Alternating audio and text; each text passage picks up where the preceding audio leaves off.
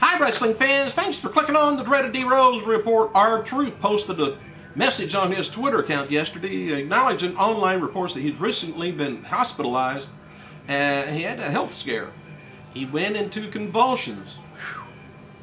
I don't know if that happens very often, but man.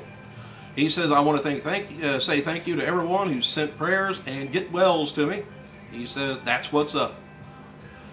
He missed Monday's Raw after participating in Tribute to the Troops about 2 days earlier. WWE Champion Miz, he appeared on 7 MTV at 5 this Eastern Standard Time. Didn't catch it, don't know anything about it.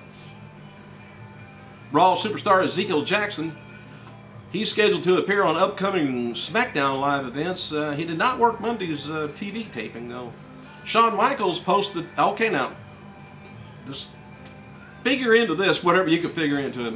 Michaels posted a video on YouTube, on his YouTube page this morning regarding his future with WWE. Shawn Michaels announced that he and WWE has reached a deal that will see him stick around with the company for a long time.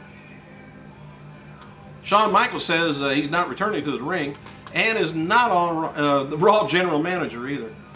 Shawn also says that returning as an on-air character has not been discussed. It sounds like Shawn's going to be in some sort of behind-the-scenes role with WWE as he wants to, help other superstars move forward. Shawn makes it clear that there's been no talk of him returning to TV. So, I don't know. That doesn't leave very much left, but I tell you what, when he says he retired, you can bank on, well, maybe you can't bank on it. When he says he's not the Raw general manager, you could, alright. Shaw Marie Guerrero, daughter of Eddie and Vickie Guerrero, made her first FCW ring appearance, sitting ringside along Caitlin Sonya, Kaylee Turner, and Rosa Mendez at the FCW Diva Championship match last night at FCW TV taping. Michael Tarver, by the way, defeated Big E Langston in his second FCW appearance since returning from his injury, and he's announced, when he was announced, cameras and lights were focused on the wrestler's entrance when Tarver emerged from a second row ringside seat entering the arena. Odd. WWE Intercontinental Champion Dolph Ziggler, Beth Phoenix, going to be appearing at Calhoun's Barbecue Restaurant in Knoxville, Tennessee, Sunday, January 9th, 12 p.m. Matches for tonight's SmackDown includes Miz taking on Rey Mysterio, Cody Rhodes taking on Chris Masters, Dolph Ziggler taking on Jack Swagger, and Ziggler and Swagger taking on Kingston and Cavall. And more tag team action with Vladimir and Santino taking on Tyler Rex, Chavo Guerrero. JTG is going to be doing a new segment tonight called Straight Outta Brooklyn. It was kind of funny. I watched it earlier. Long segment too.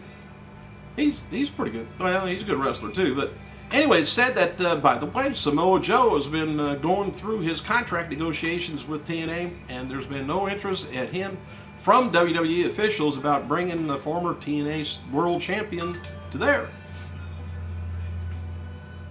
Hulk Hogan, he appears dressed in an elf suit with NFL legend Troy Aikman in a Rent-A-Center new commercial for Christmas. Mickey James versus Madison Rayne for the TNA Knockout title was announced for TNA Genesis pay-per-view last night on Impact. Jay Lethal won back the TNA X Division title last night from Robbie E. A 4-way #1 contenders match is going to be in place next week for on the show with Robbie E. Kazarian, Max Buck, Jeremy Buck taking on, well, the winners faced Jay Lethal and Genesis.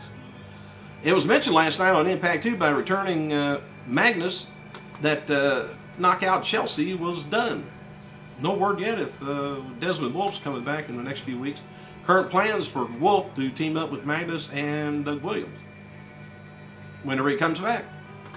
David Arquette, host of last Monday's Raw, said on Howard Stern yesterday that he was in the middle of a nervous breakdown and lost his voice because he'd been screaming and yelling lately, which would explain the condition on Raw. Arquette, who is having marriage trouble with Courtney Cox, Also acknowledged a drinking problem, which I couldn't figure out what was the matter with his voice on Raw.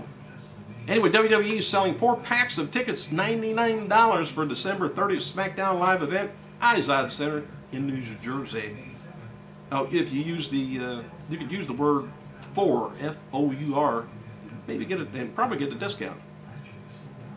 Former WCW star Jeff NWO Sting Farmer is now managing the University of Miami School of Medicine's research program.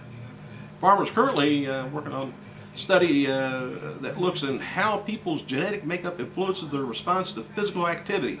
I tell you what, your genetic makeup, if you're great, big, and fat, you're probably going to move a little slower than the skinny guy. I don't need no stuff. I need a grant, though. Anyway, well, there's a difference between the versions going around of what happened to Dean Malenko back in October. His wife, Julie, confirms on Facebook back in October 29th that Dean did have a heart attack previous to Wednesday morning, which would have been October 27th. Some in WWE are denying that Malenko had a heart attack. Malenko had a stent put in after heart problems and returned to work at the Survivor Series pay-per-view, so the wife ought to know. Alright, we'll try this again. WWE changed the world title match at Sunday's Table, Ladders, and Chairs pay-per-view because they didn't want to rush anything, any of the other stipulation matches, I guess, beside the Divas Table tag team match. Not sure what they did. Anyway, the feeling is that it would be better for time to merge the Kane and Edge versus Edge and Rey Mysterio versus Alberto Del Rio matches, especially since Kane is limited in a singles TLC match. I don't know. Anyway, reports suggested that both Vince McMahon and Triple H agreed to make the change. I don't know how big a great deal that is, but all right. Dixie Carter, by the way, announced on her Twitter that TNA is going to be releasing the Best of Mick Foley TNA DVD April 2011. Start saving for that. Jeff Jarrett, he appeared at an autograph signing in Berlin yesterday, challenged German singer Martin Kachishi, something like that, Kachish, to a match at the TNA live event January 25th, the same city. But Martin turned down Jarrett's challenge, but said he would find an opponent for him. Kevin Nash on his Twitter accounts recently filmed a part of Marvel upcoming Thor movie, scene out of that in Los Angeles as character Odin, Thor's father. That's bad when you start playing a father of a comic character. Nash seems to be incorrect on the movie as the Independent Movie Database reports that Odin is being played by the Academy Award winner Anthony Hopkins in Marvel Comics release. So they don't. I would think Kevin Nash would know, but maybe. However, DreadCentral.com reports that Nash is playing Odin and in the mock of Thor's movie being put out by the Asylum. Anyway, the mockbuster will be called Almighty Thor and will be released April 26th on DVD, 10 days before the Marvel Thors comes out. So I guess we got 2 Thor movies banging head to head.